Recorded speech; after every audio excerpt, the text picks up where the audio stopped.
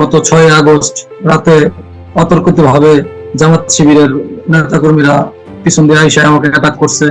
Attack করার পর নেত্রী এই দেশীয় অস্ত্র, যত রকমের অস্ত্র ছিল সব রকমের অস্ত্র দিয়ে আমাকে অ্যাটাক করছে। অ্যাটাক করার পর এই যে দেখেন নেত্রী আমার কি অবস্থা করছে। ইস, এই যে চোখে মানে দেশি যত রকমের অস্ত্র ছিল সব রকমের অস্ত্র দিয়ে আমাকে আমার উপরে হামলা চালায় ওরা। যখন নাকি ওরা বুঝতে পারে যে আমি আর বেঁচে নেই, ওরা আমার মৃত্যু নিশ্চিত করে একটা নদীর পাড়ে ফেলে রেখে চলে যায়।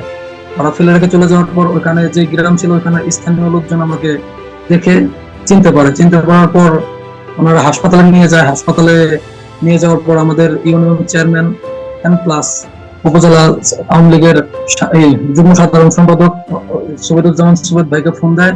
ওনার লোকজন এসে আমাকে সেভ করে ওখানে ট্রিটমেন্ট করে। আমি প্রায় 3 দিন পর আমার জ্ঞান ফিরে। আমি ওখানে বেহুশ অবস্থায় ছিলাম। প্রায় 3 দিন পর আমার জ্ঞান ফিরে। জ্ঞান ফেরার পর দেখি আমি ঢাকা একটা হসপিটাল আছি। এখানে দীর্ঘ 16 দিন আমি ট্রিটমেন্ট নেই। ট্রিটমেন্ট নেওয়ার পর আমার ফ্যামিলি বা আমাদের এই যুগ্ম সাধারণ সম্পাদক সাহেব উনি যথেষ্ট হেল্প করে। তারপরে ট্রিটমেন্ট নেওয়ার পর যখন একটু সুস্থ হই তখন থেকে আমি পলাতক জীবনযাপন পার করছি নিত্য।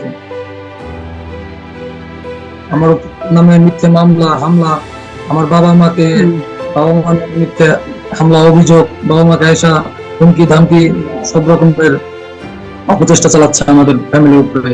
আমার বাবা একজন কৃষক, আমি একজন কৃষকের ছেলে।